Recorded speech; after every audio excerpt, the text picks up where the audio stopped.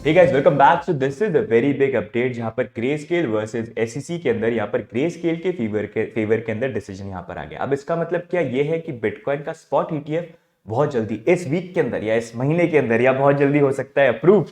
उसके बारे में हम बात करेंगे because although there is lot of excitement in the market, लेकिन इस स्टोरी को लेकर बहुत सारी इन-डेप्थ डिटेल्स है जो आपके लिए जाननी यहाँ पर जरूरी है। तो फोमो के चक्कर में थोड़ा सा यहाँ पर नहीं आना, वही practical information we'll give it on our channel.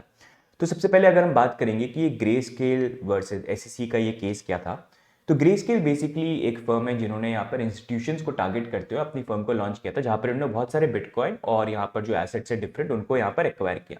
इनका बेसिक प्रोडक्ट ये था कि अभी करंटली रिटेल इन्वेस्टर्स को इन्वेस्टमेंट करना है तो वो एक्सचेंजेस पे जाके बाय कर सकते हैं, लेकिन जब इंस्टीट्यूशंस को इन्वेस्ट करना है तो कोई भी प्रोडक्ट नहीं है तो वो डायरेक्टली क्रिप्टो को नहीं बाय कर सकते। तो उनके लिए उन्होंने ऑप्शन ही निकाला कि हम यहाँ पर क्रिप्टो को बाय करते हैं, उसके बदले में यहाँ पर जो प्राइस है उसके बेसिस में हमारे जीबीटीसी के शेयर इशू कर लेते हैं, आप बाय कर लीजिए। एंड वही चीज़ इंस्टीट्यूशंस ने यहाँ पर बाय करना भी स्टार्ट किया। लेकिन जैसे जैसे क्रिप्टो इंडस्ट्री आगे बढ़ी, पहले प्रोडक्ट नहीं थे तो ग्रे स्केल अच्छा ऑप्शन था, लेकिन जैसे जैसे इंडस्ट्री आगे बढ़ी नए प्रोडक्ट्स यहाँ पर निकल के आ गए, नए फर्म्स आ गए, तो ग्रे स्केल के लिए वो बिजनेस अब इतना वायबल रहा नहीं। तो वहां पर उन्होंने डिसीजन ये लिया कि हमारा ग्रे स्केल का जो बिटकॉइन ट्रस्ट है विच holds around 17.4 billion worth of crypto, उन्होंने डिसाइड किया कि इसको यार हम चेंज कर देते हैं बिटकॉइन स्पॉट ईटीएफ के अंदर, क्योंकि वो और लुक्रेटिव मार्केट यहाँ पर है इंस्टीट्यूशंस को लेके। तो यहाँ पर जब इन्होंने ये प्लान किया तो इन्होंने एप्लीकेशन फाइल करी अक्टूबर 2021 के अंदर एसईसी के साथ कि हमारे ग्रे स्केल जीबीटीसी को कन्वर्ट कर दिया जाए बिटकॉइन स्पॉट ईटीएफ के अंदर। लेकिन सैडली वो एप्लीकेशन यहाँ पर एसईसी ने रिजेक्ट कर दी, सेइंग कि मार्केट मैनिपुलेशन होने के चांसेस ज्यादा यहाँ पर हो सकते हैं, तो करंटली हम बिटकॉइन स्पॉट ईटीएफ यहाँ पर अप्रूव नहीं कर सकते। लेकिन ग्रे स्केल ने यहाँ पर एक बहुत बड़ी चीज थी वो नोटिस करी। वो नोटिस यहाँ पर ये करी कि ये एप्लीकेशन रिजेक्ट करने से जस्ट पहले यहाँ पर एसईसी ने बिटकॉइन के फ्यूचर ईटीएफ जो है उसको अप्रूव किया। एंड यहाँ पर बेसिकली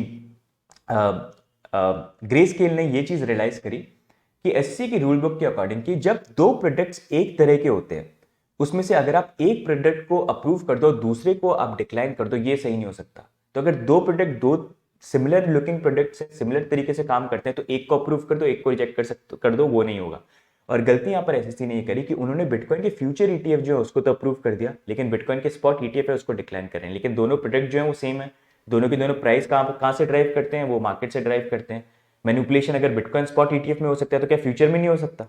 तो वही चीज उन्होंने यहाँ पर रियलाइज करी और उन्होंने उसके अगेंस्ट में पिटीशन फाइल कर दिया कोर्ट के अंदर कि भाई हमारा जो ईटीएफ कन्वर्जन इन्होंने डिक्लाइन किया वो सही नहीं है।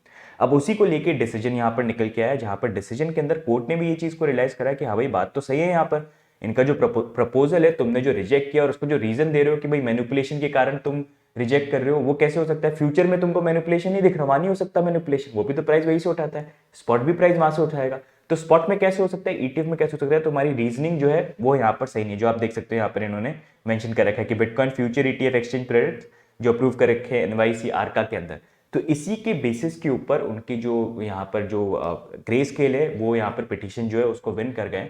अब क्या इसका मतलब ये है कि यहाँ पर ग्रे स्केल का ईटीएफ जो है वो यहाँ पर अप्रूव हो गया? नहीं, ये सिर्फ डिसीजन आया ऑन द बेसिस ऑफ उन्होंने पिटीशन फाइल करा कि हमारी एप्लीकेशन को जो रिजेक्ट किया वो गलत तरीके से रिजेक्ट किया, क्योंकि हमारी जो एप्लीकेशन है वो सिमिलर प्रोडक्ट की तरह यहाँ पर है। तो कोर्ट ने बोला सही है और एसएससी को बोला तुम्हारी जो रीजनिंग है वो यहाँ पर सही नहीं है। अब इसका आउटकम क्या हो सकता है?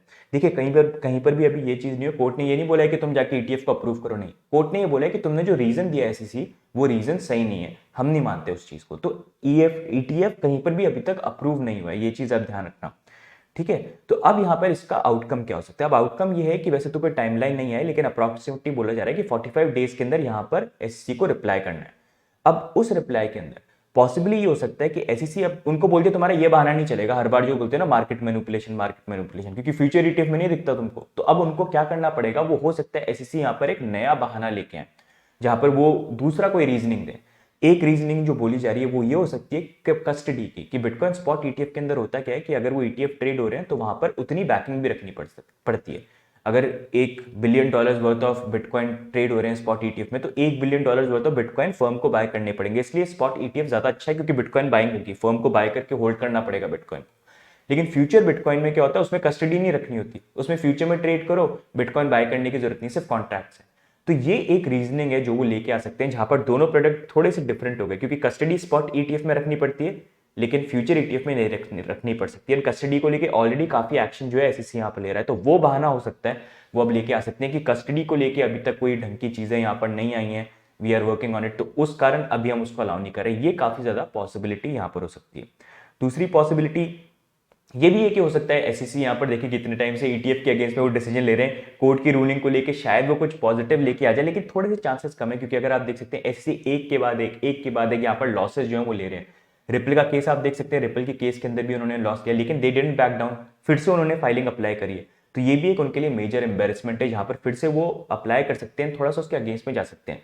No doubt bitcoin spot ETF sooner और लेटर तो अप्रूव होगा, लेकिन अभी SEC जितना फाइट करना चाह रहे हैं वो फाइट करने की कोशिश करेंगे।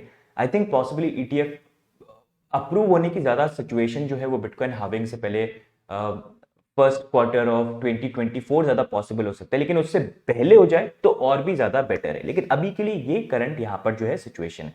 अभी आप देख सकते हैं करंटली भी बहुत सारे बिटकॉइन ETF जो फाइल हुए हैं, स्पॉट ETF फाइल हुए हैं, उनकी भी जो डेट्स हैं वो यहाँ पर काफी क्लोज आ गई हैं, जहाँ पर करंटली आप देख सकते हैं ब्लैक रॉक और बाकी जितने भी इनकी हैं, इनकी पहली जो डेडलाइन डेट है वो यहाँ पर आ गया। अब इसको डिले कर सकते हैं या अक्टूबर मार्च अप्रैल 2024 तक, क्योंकि 240 डेज का टाइम होता है। तो एक भी अगर बिटकॉइन ETF यहाँ पर अप्रूव हो गया ना, जैसे अभी देखोगे आप, ये देखो आप 2 सितंबर को यहाँ पर आने वाला है अभी ब्लैक रॉक का डिसीजन कि डेडलाइन को वो और यहाँ पर आगे करते हैं कि नहीं करते हैं। तो इस डेट को अगर उन्होंने और आगे एक्सटेंड किया तो एक्सटेंड हो सकता है, जो पॉसिबली अभी रीजन ये लग रहा है कि इस वीक के अंदर यहाँ पर पॉसिबली उसको और एक्सटेंड जो है कर सकते हैं। 240 डेज का टाइम होता है जिसके अंदर उनको डिसीजन लेना है, जो हार्विंग के पहले Q1 ऑफ 2024 तक बन जाता है। तो अभी करंटली ये सिचुएशन चल रही है। अब more importantly we have to see कि ये जो सारी चीजें हैं किस तरह से प्ले आउट होती है, यहाँ पर SEC क्या रिप्लाई करती है, क्या 45 डेज के अंदर वो कस्टडी वाला बहाना लेके आते हैं। तो अगर वो हुआ तो फिर वही चीज हो जाएगी, वो डिले वैसी हो सकता है। लेकिन ये जो न्यूज है ये इन अ वे SEC इतने टाइम से जब भी स्पॉट ETF को डिक्लाइन कर रहा था ना, तो ये बोलता था मार्केट मैनिपुलेशन। अब वो बहाना जो है वो बहाना यूज नहीं कर सकते, अब नए बहाना इनको लाना पड़ेगा, जो पॉसिबली इनका बहाना ऐसा होना चाहिए जो बिटकॉइन फ्यूचर ETF में नहीं लगे, सिर्फ स्पॉट ETF में लगे, और वो कस्टडी वाली चीज बन सकती है, बाकी सारी चीजों में इतना नहीं है। तो वो ज्यादा पॉसिबिलिटी है। But in a way it's a very big win कि चलो SEC के साथ यहाँ पर ये हुआ। अब क्या थोड़ा पॉलिटिकल प्रेशर भी SEC के ऊपर कहीं ना कहीं बन रहा है, तो उसको देख के सूनर लेटर ETF तो आने वाला है। बस ये है कि कितना जल्दी आता है या कितना लेट आता है। मेरे को तो लगता है Q1 ऑफ 2024 तक हो सकता है, ज्यादा पॉसिबिलिटी, वो ज्यादा मैच भी करेगा मार्केट के साथ, लेकिन उससे पहले आ जाए तो ज्यादा बेटर है। बाकी what do you think about this? Do let us know in the market, क्योंकि आएगा तो इन द एंड तो आएगा जिस तरह से मार्केट बन रहा है, लेकिन उससे पहले थोड़ा सा अब ये स्ट्रगल है जो यहाँ पर चल रही है। बट एनीवेज आज के वीडियो के अंदर हम थोड़ा सा बिटकॉइन के बारे में बात करेंगे, क्योंकि after this news came out you can C bitcoin की प्राइस के अंदर यहाँ पर जंप आया। एंड लास्ट वीडियो में वी वर टॉकिंग अबाउट कि बिटकॉइन की प्राइस के अंदर जो एक रेजिस्टेंस का लेवल है दैट इज $27,500 का एरिया, जो मैं आपको दिखा देता हूँ चार्ट के ऊपर। This was the area, and यहाँ पर आप देख सकते हैं $28,000 तक यहाँ पर बिटकॉइन की प्राइस भी गई, लेकिन अभी हम करंटली यहीं पर होल्ड कर रहे हैं। तो बिटकॉइन की प्राइस के लिए अभी जो सबसे क्रूशियल चीज हो जाएगी ना, वो यही है कि यहाँ पर अब प्राइस जो है, क्योंकि मंथ की एंडिंग अब आ गई, 2 दिन बाकी है, अब क्या प्राइस यहाँ पर होल्ड करती है कि नहीं करती है। जैसे मैंने प्रीवियस वीडियो में आपको बताया था कि 26,000 हमारे लिए होल्ड करना बहुत इंपॉर्टेंट है। यहाँ से ब्रेक करके ऊपर गए, एंड ऊपर जाने के बाद ये 27,500 का जो एरिया है ना, अगर इसके ऊपर क्लोज हो जाते हैं और ऊपर चले जाते हैं तो वो काफी अच्छी चीज होगी यहाँ पर बिटकॉइन के लिए। लेकिन अगर वैसा नहीं हुआ तो हमारे लिए प्रॉब्लम बन सकती है। अभी भी देखेंगे तो यहाँ पर 27,500, लेट्स सी आज कल के अंदर क्या प्राइस मूवमेंट यहाँ पर होता है। थोड़ा सा फंडिंग रेट को देख लेते हैं, तो फंडिंग रेट में प्रॉब्लम ये है कि ठीक है ये पॉजिटिव न्यूज आई, लेकिन funding rate is still the same, इतना चेंज है। अगर नेगेटिव रहे ज्यादा बेटर है, जो अभी इतनी यहाँ पर हुई नहीं है, लेकिन it can keep on changing, इसको मॉनिटर हम करते रहेंगे। तो अभी के लिए यही है, अभी भी स्टिल थोड़ा सा कॉशियस आप रहना। अभी पॉसिबली जो मूवमेंट हो सकता है वो पॉसिबली हो सकता है शायद एक और में भी ट्राई यहाँ पर करें, लेकिन what I want to see कि अगर इन अ वे यहाँ पर प्राइस थोड़ा सा मूव भी करती है, जैसे मान लो इस तरह से मूव करिए ना, आई वांट टू सी कि यहाँ पर होल्ड करते हैं क्या, क्योंकि अभी हम इस चैनल से एक तरह से ब्रेकआउट करें, तो यहाँ पर होल्ड करके क्या बाउंस आता है कि नहीं आता है, that is something that I want to see. लेकिन one thing that worries me is कि अगर मैं यहाँ पर आपको RSI निकाल के दिखाता हूँ एक तरह से, लेट मी गो हियर, अगर मैं आपको RSI निकाल के दिखाता हूँ, ओहो, so you can see here, यहाँ पर क्लियरली एक बहुत बड़ा जो डाइवर्जेंस है वो बन रहा है। आप देख सकते हैं यहाँ पर, ये देखो RSI किस लेवल पे था, लेकिन अभी देखो ऑलरेडी इतना ऊपर, बहुत ज्यादा सेलिंग प्रेशर आया तब ऊपर गए। लेकिन यहाँ पर देखो जब RSI था, हम इस प्राइस पे ऊपर थे, उस लेवल तक तो अभी तक पहुंच भी नहीं गए, तो यहाँ पर 29 तक तो पहुंचे भी नहीं है। साफ साफ बेरिश डाइवर्जेंस जो एक तरह से वो यहाँ पर बन जा रहा है, तो वो एक प्रॉब्लम है। जो थोड़ा सा बड़े टाइम फ्रेम में भी जाएंगे तो यू कैन सी 6 आवर में भी बन रहा है, you can see here 8 hour के अंदर भी बन रहा है, 12 आवर में चले यहाँ देखो 12 आवर के अंदर भी बन रहा है, 12 आवर के बाद डेली में थोड़ा चेंज हो जाता है डेली में, लेकिन डेली इज ऑल्सो, डेली में भी बन रहा है, देखो ये इधर भी बन रहा है।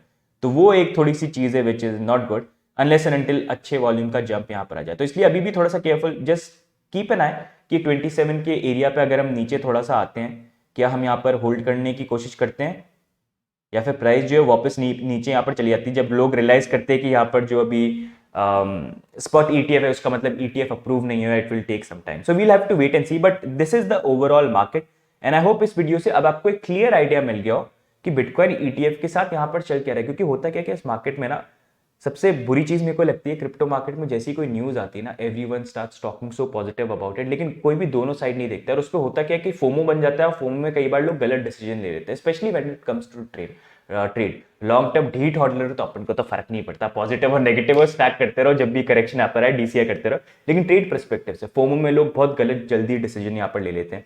इसलिए वी ऑलवेज ट्राई कि आपको राइट जो इन्फॉर्मेशन है पूरी प्रॉपर रिसर्च करके फैक्ट्स के साथ आपसे शेयर करें, ताकि आप अपडेटेड रहो, राइट आइडिया आपको यहाँ पर मिले, गलत डिसीजन यहाँ पर नहीं आप नहीं ले लो उसके चक्कर में। एंड अगर आपको ये वीडियो इस तरह के अच्छे लगते हैं, अपडेट्स अच्छे लगते हैं, तो guys please like do subscribe, क्योंकि आपके लिए सिर्फ एक बटन को क्लिक करना है, लेकिन हमारे लिए यही जो एक छोटा सा क्लिक होता है ये बहुत बड़ा मोटिवेशन बनता है, because we get to know कि आपको ये वीडियोस अच्छे लग रहे हैं कि नहीं लग रहे हैं। तो इसलिए please do, it always keeps us motivated. बाकी वीकली अपडेट जो है पॉसिबली वो भी शाम को आएगा, उसमें बहुत सारी इंपॉर्टेंट चीजें हैं, तो उसको भी आप चेकआउट करना, वील पोस्ट इट। बाकी आपके क्या व्यू पॉइंट है इन सारी चीजों को लेके, do let us know in the comments, and बाकी मिलेंगे हम नेक्स्ट अपडेट के अंदर। तक के लिए bye and take care, see you guys, bye bye.